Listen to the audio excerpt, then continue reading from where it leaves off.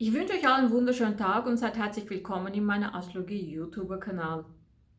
Einige von euch kann es sein, dass ihr im Moment sehr sentimental Stimmung seid, euch teilweise wie eingesperrt fühlt oder eingeengt, aber gleichzeitig merkt ihr wahrscheinlich auch, so jetzt muss ich aber etwas tun. Es ist an der Zeit, dass ich aktiv werde. Es ist an der Zeit, dass ich in Bewegung kommen muss und etwas klären muss, weil das für mich wie nicht stimmig ist. Manche, die sehr intuitiv seid, können das über Träumen Informationen bekommen. Mit jemandem ein Gespräch kann das sein. Das kann durch eine Verhaltensveränderung kann das sein, ganz plötzlich. Also in einer Form, wo das euch in Bewegung bringt eigentlich, oder wo ihr merkt, hey, das kann ich ja eigentlich, ey, ich bin ja da ganz toll eigentlich. Warum ist diese Dinge so im Moment? Warum bekommt ihr dieses ganz sensible Botschaften eigentlich? Ganz, als würde jemand euch sagen, hey, tu das, mach das, bewege dich in diese Richtung. Was ist das eigentlich? Wir haben Waage, Vollmond, mein Lieben.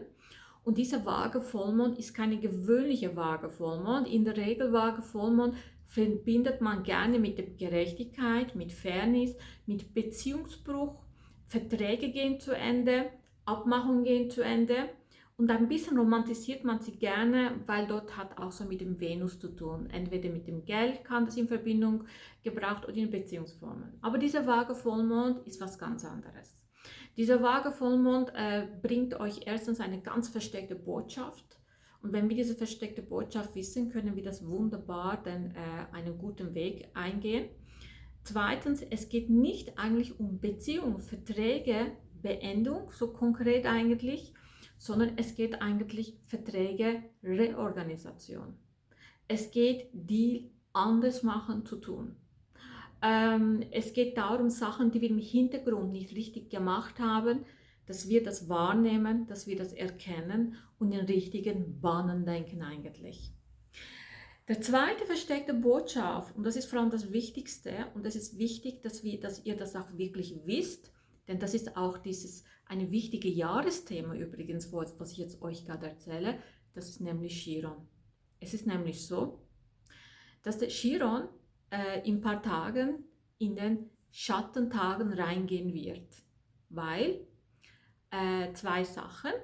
Erstens, am 20. Juni wird der eigentlich erstmal in Stierzeichen reingehen und am 3. August wird Chiron 0052 Grad den Rückläufigkeit wird machen. Warum sage ich jetzt in den Schattentagen? In ein paar Tagen wird er eigentlich 26 Grad werden. Das heißt, wo er dann auch Rückläufigkeit dann zu Ende geht. Es ist eine wichtige Grad. Das heißt, was jetzt passieren wird so in ein paar Tagen, dass ihr so eigentlich diese Sommerthemen im Moment vorbereitet. Das heißt, sobald der Chiron eigentlich in Stier nach Hause kommt, zum ersten Mal, weil dort wird er in den nächsten Jahren seinen Transit machen und das wird der 20. Juni und das wird vor allem für euch ganz wichtig sein, dieses 20. Juni, Leute. Alles, was 20. Juni ist, ist ein bisschen kritisch, kann ich euch sagen. Warum? Weil das Stierthema hat so mit unseren Geldern zu tun, mit unseren Werten zu tun, mit unseren Geldern, Abmachungen, Deals, Ressourcen, alles Mögliche. Und dort werden wir eine Heilung erleben. Aber bevor wir eine Heilung erleben, wird der Chiron euch wie aufzeigen, hey, dort hast du ein verletzendes Thema noch. Dort ist eine Verletzung. Das kann auch im sexuellen Bereich sein, das kann auch im Schönheitsbereich sein, das kann in den Finanzen, Werten, Job sein, je nachdem, wie das bei euch die Konstellation ist. Und der will eigentlich euch erstmal in eine Situation hineinlocken. Der sagt, komm, probiert das jetzt mal. Damit ihr das erkennt, was das nicht in Ordnung ist. Wo ihr sagt, hey nein, das mache ich nicht mehr.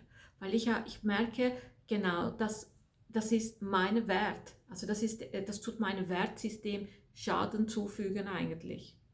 Einige Leute werden dieses Jahr eigentlich nach dem 20. Juni in die Fehler machen, wichtige Fehler und vor allem mit den Finanzen und mit den Werten eigentlich. Werten klingt jetzt ein bisschen komisch, wisst ihr, Jeder Mensch hat eine eigene Kultur, müsst ihr euch vorstellen. Und so wie das, was wir von unserem Elternhaus gelernt haben, mitbekommen haben, wie wir unseren Vater gesehen haben, wie wir unsere Mutter erlebt haben, Kindheit erlebt haben, bekommen wir eigentlich eine eigene Werte, eine eigene Kultur eigentlich. Und die Kultur hat nicht nur mit diesem Länder zu tun, wie ich meine Privatleben führe. Und durch das tue ich eigentlich mir gewisse vielleicht Glaubensmuster erbauen, wo ich mich dann in Sicherheit fühle. Oder ich lasse mich auf irgendwelche Dinge ein oder irgendwelche Dinge lasse ich mich nicht ein. Und mit der Zeit passiert das sogar so, dass diese Dinge mir sogar nicht gut tut, weil es tut mich behindern, weil ich nicht aus eigener Überzeugung ja vielleicht etwas mache, sondern ja etwas aus meiner Familie übernehme, zum Beispiel. Irgendeine Thematik zum Beispiel. Beispiel kann es sein, wenn du nicht studierst, dann du bist niemand. Nur die studierenden Menschen sind etwas. Du merkst aber, wenn du zum Beispiel in der Pflege arbeitest, du extrem Spaß hast, dass du viel, viel mehr eigentlich hast, als wenn du studieren würdest oder irgendwelchen Anwaltskanzleiterinnen arbeitest. Kann das zum Beispiel sein. Das heißt, was geht es hier eigentlich, dass wir in den nächsten Jahren in die Heilungsprozess reingehen dürfen, dass wir Heilungen dort erleben dürfen. Aber bevor wir die Heilungen erleben dürfen, müssen wir natürlich auch erkennen, wo unser Wunderpunkt ist, so quasi. Und teilweise kann das dann auch schmerzhaft sein. Deshalb ist es jetzt so, dass die Planeten euch sagen, hey, guck mal, wir werden Wohnungswechsel machen. Und du musst jetzt eigentlich, was im Widerzeichen ist, richtig noch Sachen zu Ende bringen. Denn das, was du nicht richtig zu Ende gebracht hast, beim Rückläufigkeit kommen wir wieder bis zum 26 Grad und dann wirst du es noch einmal anschauen. Und wenn du Dinge jetzt nicht richtig machst, wo du jetzt sogar siehst, wo wir das dir sichtbar machen, und dann kann es dann für dich ein schwieriges Jahr vor allem werden. Wenn vor allem Ende Jahr und vor allem im Oktober. Warum im Oktober eigentlich? Es ist der zweite Signal im Oktober eigentlich. Vor allem, wenn die Venus rückläufig wird in Skorpion plus in der Waage. Dort aktiviert sich dieses Thema richtig. Das heißt, was passiert im Moment eigentlich? Es zeigt hier, hey, schau mal, ich zeige jetzt deine Wunderpunkte eigentlich. Ich zeige dir, aber ich zeige das dir nicht so, indem es schmerzt oder indem es weh tut oder indem etwas Schlimmes passiert, sondern ganz fein. Ich sage, hey, guck mal, da ist ein Punkt von dir. Und eigentlich möchte ich gerne dieses Punkt heilen. Du kannst jetzt aktiv mitmachen.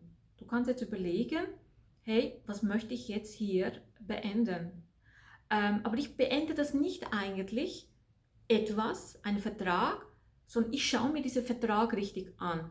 Ich schaue mir das an, dieses Vertragsinhalt, und dieses Vertragsinhalt verbessere ich eigentlich.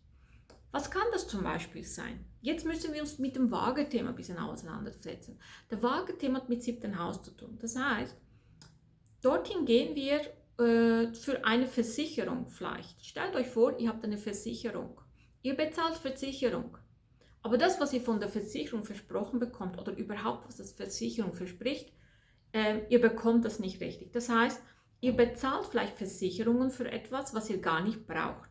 Da gibt es aber vielleicht noch eine andere Versicherung. Und diese Versicherung sagt zum Beispiel, schau mal, hier gibt es eine Versicherung, wo du in dieser Versicherung das und das und das haben kannst. Das heißt, damit du das bekommen kannst, also du bekommst trotzdem eine Versicherung. Es ist nicht, dass du eine Versicherung verlierst, aber du sagst, hey, dies bis jetzt, wo ich dieses Deal hatte, das passt mir gar nicht so richtig oder es erfüllt nicht meine Bedürfnisse. Ich muss noch andere, vielleicht zusätzliche machen oder ich lasse diese Versicherung los und ich übernehme diese Versicherung. Es ist jetzt nicht, dass ihr eine Versicherung verliert hier. Das heißt, ihr bekommt immer noch eine Versicherung, aber nicht mehr diese gleiche Versicherung. Eine andere, wo besser denn schafft. Das heißt, eine Versicherung, wo euch eigentlich eine gewisse Sicherheit gibt. Also eine Versicherung, wo euch besser tragen wird. Warum? Weil ihr merkt, mit dieser Versicherung, wenn ich irgendetwas habe, die bezahlen einfach nicht. Oder das kann zum Beispiel auch anders sein. Angenommen, ihr geht zu jemandem und euch beraten lassen. Und ihr bezahlt sehr viel Gelder und ihr fühlt euch sicher, weil das Ganze so sympathisch klingt. Aber wenn es darauf ankommt, diese Person ist nicht wirklich da. Oder es ist nicht das richtige Produkt für euch. Es ist nicht das richtige Produkt. Es ist eine Firma mit verschiedenen vielleicht Beratungsbereich. Und ich sage zum Beispiel, ich möchte gerne in der Firma bleiben, aber ich möchte nicht gerne in diesem Abteilung bleiben. Ich möchte vielleicht noch eine bessere Chance haben. Ich möchte einen besseren Platz haben. Ich möchte mich besser vielleicht beraten lassen, kann das sein.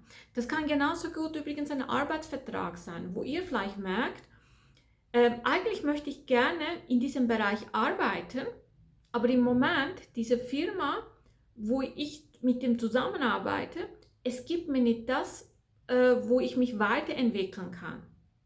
Das heißt, ich merke, es tut nicht, weil wenn ich jetzt dorthin weiterhin bleibe, ich merke, es rührt mich auf, es bewegt mich eigentlich.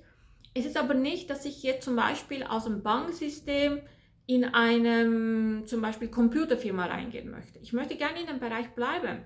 Ich möchte gerne mich dort entwickeln, aber ich möchte eine bessere Arbeitsbedingungen haben.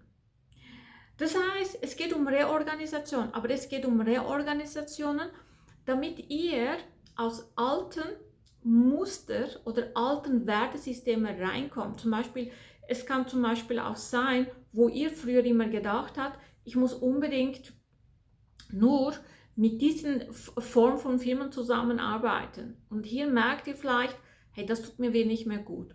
Es kann vor allem auch in den Partnerschaften sein, dass ihr vielleicht euch auf eine Beziehung eingelassen habt, wo ihr liefert, wo ihr gibt, wo ihr macht in diese Beziehungen, aber ihr merkt irgendwie, es ist zur Selbstverständlichkeit. Es passt wie nicht mehr. Das heißt, dieses Form, es muss ja nicht nur On-Off-Beziehung sein, also diese Art von Form von Beziehung sind einfach nicht mehr stimmig. Das heißt jetzt nicht unbedingt, dass ihr müsst dieses Partnerschaft beenden, übrigens.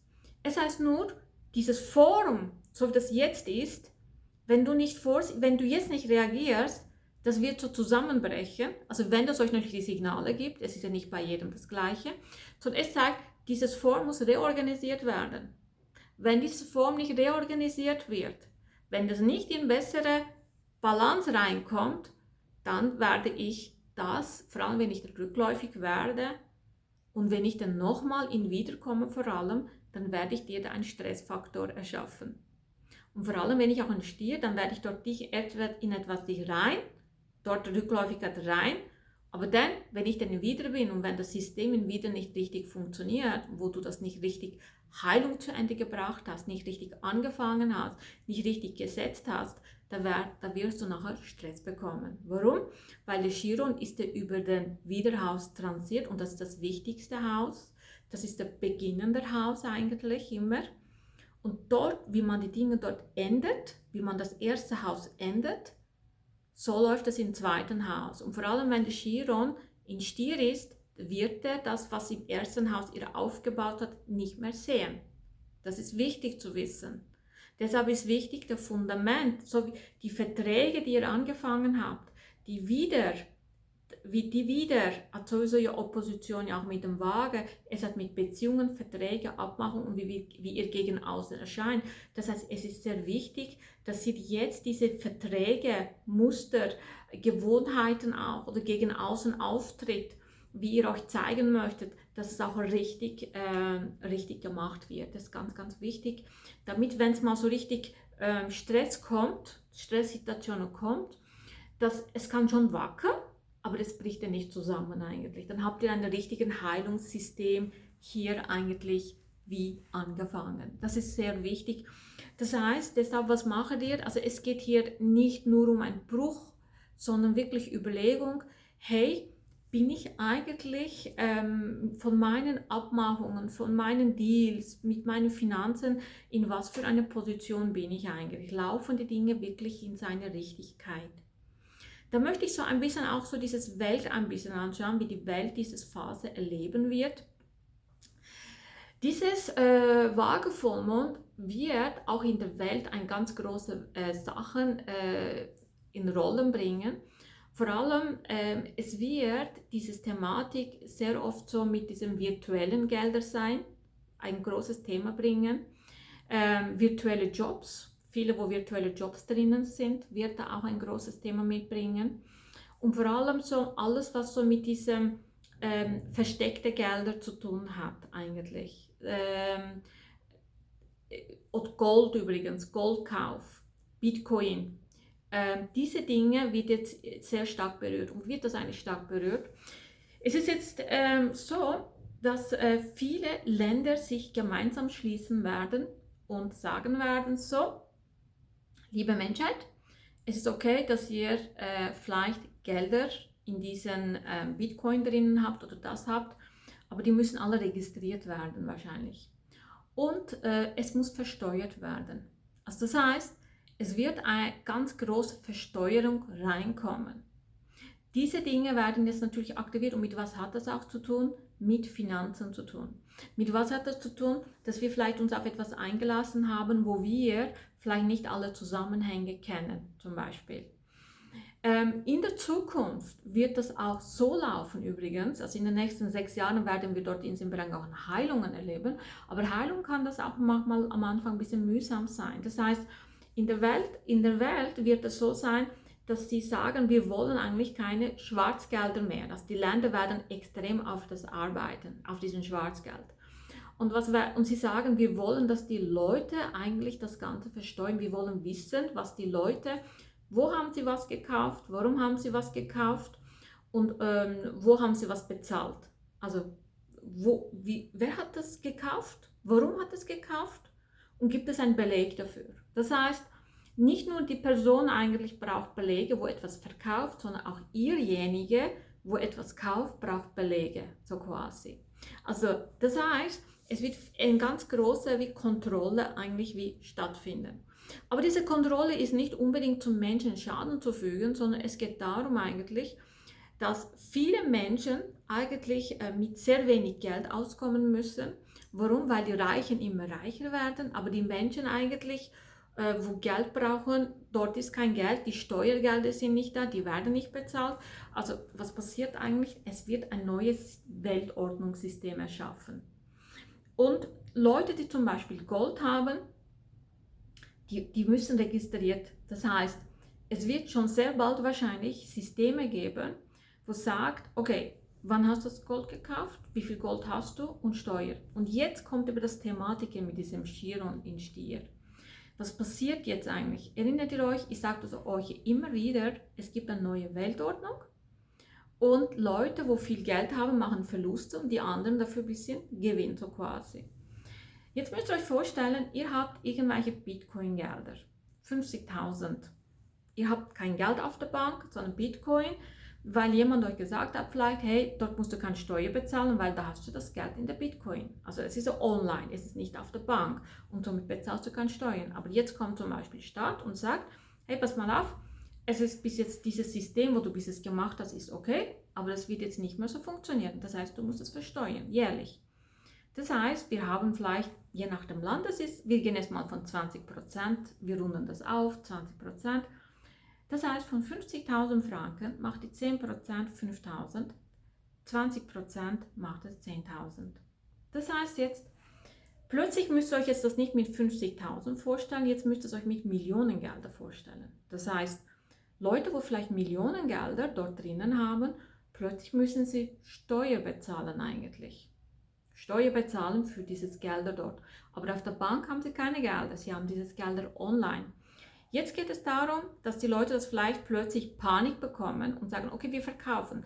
Beim Verkauf verlieren sie nochmal Gelder. Das heißt, es wird eine große finanzielle Thematik geben, was mit diesen Bitcoin, virtuelle Gelder stattfindet. Das heißt, wo die Leute das so überzeugt waren, das alles eingekauft haben, damit sie reich werden, dieses Reichtum kommt nicht über dieses Bitcoin eigentlich oder über dieses virtuelle Geld, sondern es wird eben anders ausgelebt. Wenn ihr euch erinnert, ich habe euch immer gesagt, seit Jahren, seid ein bisschen vorsichtig mit diesen Geldern, denn diese Gelder sind noch nicht die Gelder von der Zukunft. Die Gelder, wo die ganze Welt nachher die benutzen wird, diese Gelder kommen, aber die können noch nicht kommen, weil der Pluto war ja am Anfang damals noch gar nicht im Wassermann, der ist erst jetzt da, aber die Planeten sind ja auch erst reingekommen, aber der Chiron ist ja noch nicht in Stier. Also der macht erst noch Umzug, der kommt erst mal rein und raus. Was machen die Planeten eigentlich im Moment? Die warten eigentlich alle auf den Chiron. Chiron kommt aber erst nächstes Jahr richtig rein. Denn dieses Jahr zeigt ja nur Thematik, was in den nächsten Jahren laufen wird. Aber ab nächstes Jahr, da geht es um Banken, Bankwesen vor allem, um Gelder. Und dieses Jahr ist auch vorsichtig angesagt mit diesen Geldern. Das heißt, die Leute, also wenn es heißt, Registrierung ist angesagt, oder wenn zum Beispiel Staat sagt, das und das muss jetzt gemacht werden, dann ist es wichtig, dass ihr das auch macht, weil die Leute, die das nicht registrieren, zum Beispiel ihre Golder oder ihre Gelder, die werden dann vielleicht das nicht verkaufen können oder die werden dann noch Ärger haben beim Verkauf. Solche Dinge, die wird das eigentlich aktiviert und dieses Jahr wird das vielleicht noch nicht so ganz sichtbar, weil es ist ja erst so wie einen Werbespot so quasi dieses Jahr, aber die Thematik wird schon mal aktiviert, was mit Geldern ist und manche werden dieses Jahr auch aus Sachen hören, was in der Welt so passiert, Panik, Panik, Panik und aus den Panikaktionen werden sie irgendwelche Reaktionen machen. Und da ist ganz wichtig, dass man nicht in Panik kommt, sondern erstmal überhaupt mal erfährt, was die verschiedenen Länder zusammen entschieden haben. Aber ich denke, da ist im Moment etwas wie im Hintergrund, wo wir davon gar nicht wissen, wo das sehr bald eigentlich in Tageslicht kommen wird. Und dieses Vollmond aber ist so quasi dieses Anklopfen an den Menschen, zum sagen, hey, guck mal, da ist noch etwas, was nicht in Ordnung ist. Es ist übrigens auch, es wird dann auch so sein, dass, wo ich euch gesagt habe vorher, es geht nicht nur darum, ob du das Geld versteuert hast, so quasi, sondern was sind das Gelder, wo du versteuert hast. Das heißt, was werden denn viele, es geht auch so zum Beispiel richtige Papiere, also dass ihr wie überlegt, okay, ich habe eine Firma, wie mache ich die Abrechnungen zum Beispiel? Wie tue ich die steuerlich erklären, Buchhaltung richtig machen eigentlich? Diese Dinge müsst ihr zum Beispiel dieses Jahr überlegen, wie ist das bei mir? Wie löse ich dieses Thema eigentlich? Ist das alles in der richtigen Ordnung? Weil es wird extreme Kontrollen kommen. Es wird extrem viel Kontrollen kommen und diese Kontrolle kann dann natürlich auch Ärgernis mit sich bringen, wenn man da nicht vorsichtig ist. Zum Beispiel, das kann zum Beispiel irgendwelche Sachen sein, zum Beispiel, wo ihr das vielleicht bis jetzt, zum Beispiel, ihr habt eine Ausbildung gemacht, aber ihr habt die Zulassungspapiere dazu noch nicht. Und ihr merkt aber intuitiv, ich sollte jetzt diese Zulassungspapiere doch bekommen, weil das wäre jetzt noch wichtig. Weil ohne das kann ich vielleicht sonst schwierig arbeiten. Also was passiert eigentlich, wo ihr dann euch wie innerlich daran arbeitet, wo ihr sagt, okay, ich arbeite jetzt an diesen Tagen, damit ich in diesen Bereichen eigentlich auch eine Heilung bekommen darf. Damit es mich nachher später nicht belastet. Solche Dinge müsst ihr euch vorstellen. Es wird natürlich auch eine riesige, auch mit Fluggesellschaft, eine Reorganisation geben, auch mit Lebensmitteln, alles was so gemeinsame Ressourcen oder Finanzen. Ich meine, Fluggesellschaft ist auch eine gemeinsame Ressourcen, können wir sagen, weil wir benutzen ja alle diese Flugzeuge eigentlich. Wir fliegen mit diesen Flugzeugen. Und hier wird zum Beispiel ganz viel, werdet ihr so Sachen hören, für Koffer extra Preise, Versicherungen, damit das Flug nicht verschoben wird. Wenn ihr verschoben wird, dass ihr eure Gelder zurückbekommt. Das heißt, es ist nicht, der Flug ist mal ein Betrag, plus kommen Zusatz.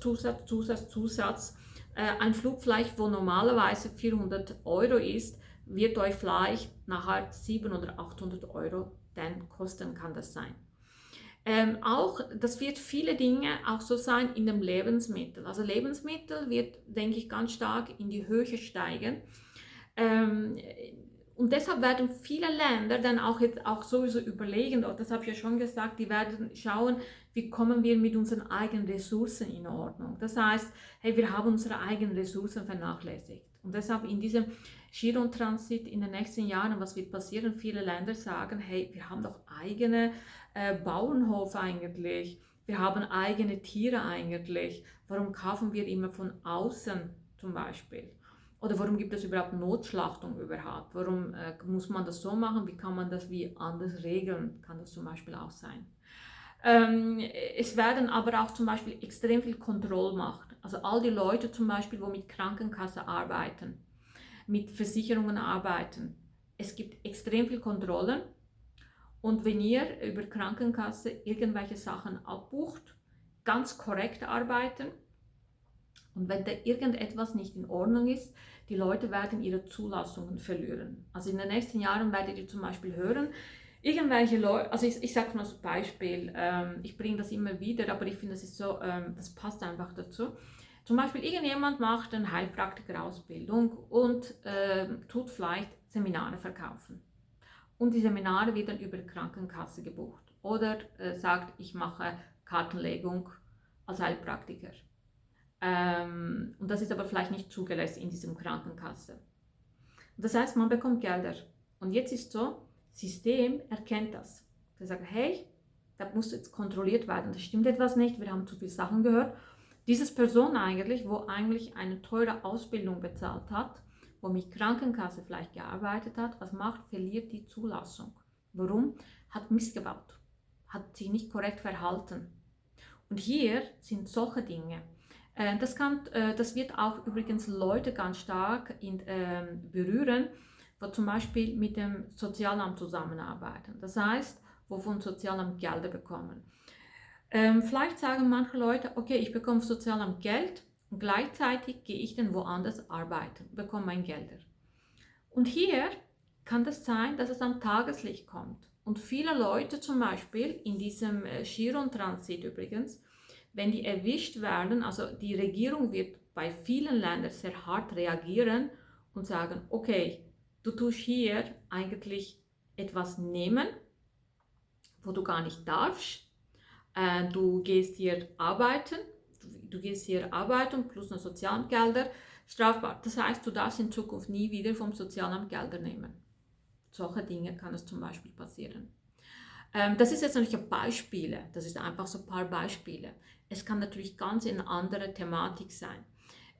Ich denke, es wird aber auch so ganz starke so Asylpolitik noch einmal reorganisiert, wo sie vielleicht merken, hey, da passiert so gewisse Dinge nicht mehr, wir müssen das jetzt doch jetzt wie anders organisieren.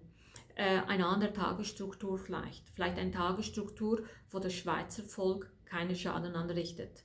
Eine Tagesstruktur, wo Arbeitsmärkte nicht kaputt macht. Eine Tagesstruktur, wo die Wirtschaft nicht Schaden zufügt zum Beispiel. Solche Dinge wird vor allem machen, aber es kommen ganz viele strafliche Maßnahmen für sehr viele Menschen und vor allem hier geht es wirklich darum, dass man sich wirklich überlegt, welche alten Muster habe ich, aus welchen Muster sollte ich jetzt mal rauskommen oder welche Dinge sollte ich richtig regeln eigentlich.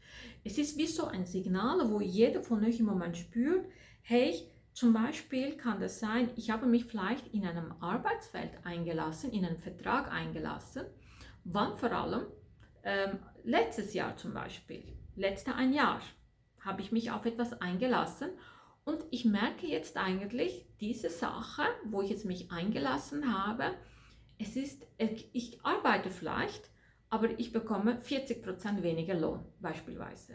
Und das merke ich an meinem Lohnbudget. Und dann überlege ich mich, ja, warum habe ich mich denn auf das eingelassen? Das wusste ich doch von Anfang an. Aber vielleicht ich habe geträumt, vielleicht ich habe Fantasie gehabt, dass ich das kann. Ich habe vielleicht meinen Standard nicht richtig überlegt. Also was passiert hier? Das sagt jetzt hier, guck mal, so kommst du nicht weiter. Ich warne dich. Also wäre vielleicht gut, dir einen anderen Vertrag auszusuchen, wo du eigentlich wieder vielleicht dieses Gehalt bekommst, wo für dich denn stimmt. Solche Dinge aktiviert diese vage Vollmond. Es macht Sachen sichtbar. Und natürlich wird das hier dann auch gewisse Verträge vielleicht auseinandergehen. Also warum? Aber nicht, es geht nicht darum eigentlich, dass man sagt, ich tue jetzt einen positiven Vertrag, das zu Ende geht, sondern es geht eigentlich um Reorganisation.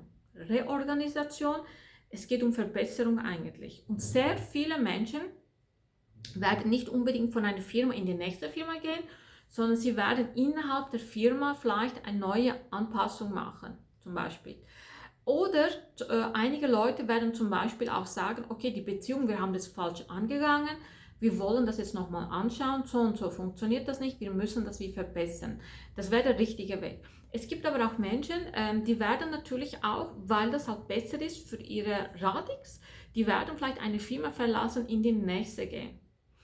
Und die Leute, wo sehr stark nämlich erdbetont sind, also in der Leitung sind, die werden sich vielleicht nerven, weil dann das sind ja auch langfristige Personal, die vielleicht weggehen und Panik bekommen. Oh, meine Leute sind weg, was mache ich jetzt eigentlich? Und da wäre zum Beispiel ganz wichtig, dass ihr euch vielleicht mal zu Boden kommt und sagt, okay, die Leute sind weg, aber wir sind in einem Land, wo vielleicht Millionen Menschen leben. Vielleicht ist diese Person gegangen, um sich weiterzuentwickeln. Die will vielleicht etwas Neues kennenlernen und sich weiterentwickeln im Leben. Aber ich kann auch eine tolle andere Personal finden. Eine Personal, wo wirklich zu unserer Firma passt.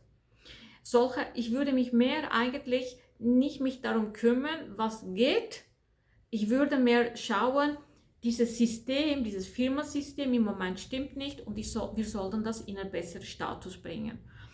Generell empfehle ich euch alle mal eure Finanzen anzuschauen, Papiere anschauen, Versicherungen anschauen, behördliche Papiere anschauen, steuerliche Papiere anschauen. Wo können wir Maßnahmen treffen? Wie können wir die Preise reduzieren zum Beispiel?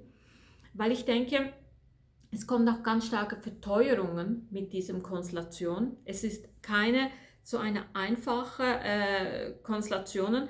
Ihr werdet hier dann übrigens auch Nachrichten jetzt bekommen und viele in der Folge, die wieder nach Panik machen.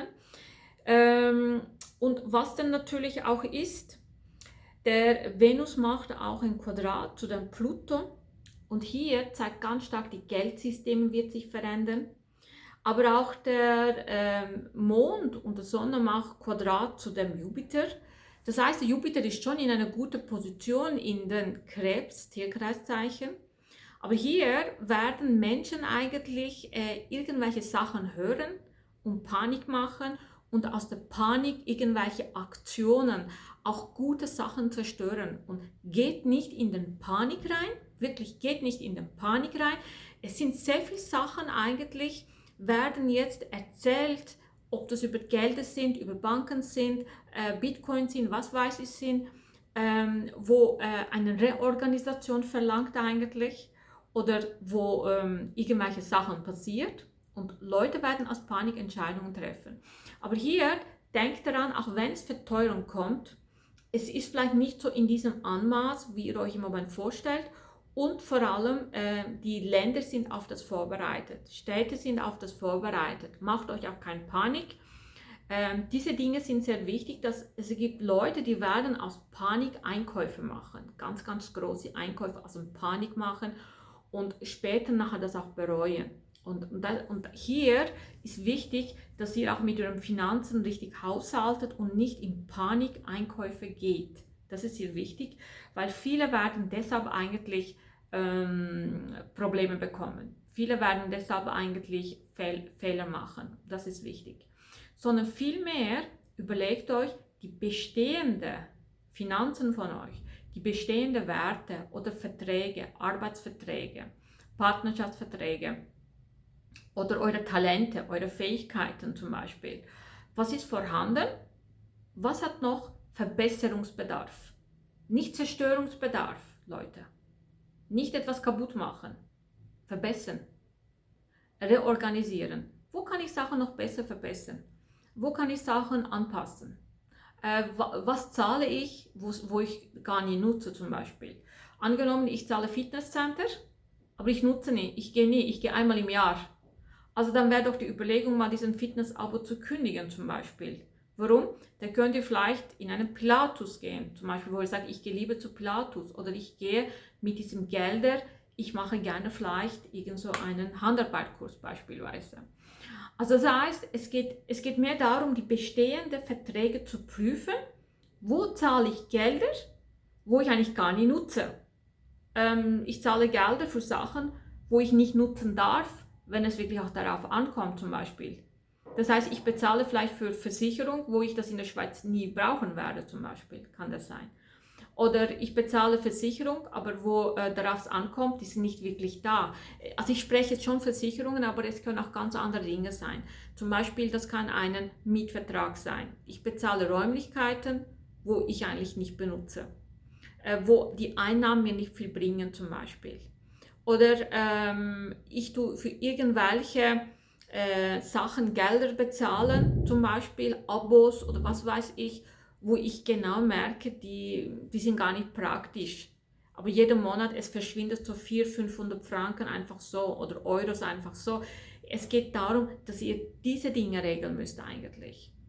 Und nicht einfach aus Emotionen raus reagiert, sondern es ist wichtig, dass ihr langfristig reagiert mit der Gedanke, Chiron kommt im Stier, es wird Transit machen, dann wäre es wirklich vom Vorteil auch zu überlegen, ja, mit welchen meinen eigenen Radix-Planeten kommt er in Verbindung in den nächsten Jahren? Was bedeutet das für mich und wie sind die Sekundarprogressionen? Was sind das für Themen eigentlich? Dass ihr dann das auch wisst, das ist natürlich auch wichtig, weil sonst wisst ihr ja auch gar nicht, was ihr für Themen habt in den nächsten Jahren. So, das wären so diese Botschaften vom Waage Vollmond. Ich wünsche euch ganz tolle Zeit und bis bald, mein Lieben.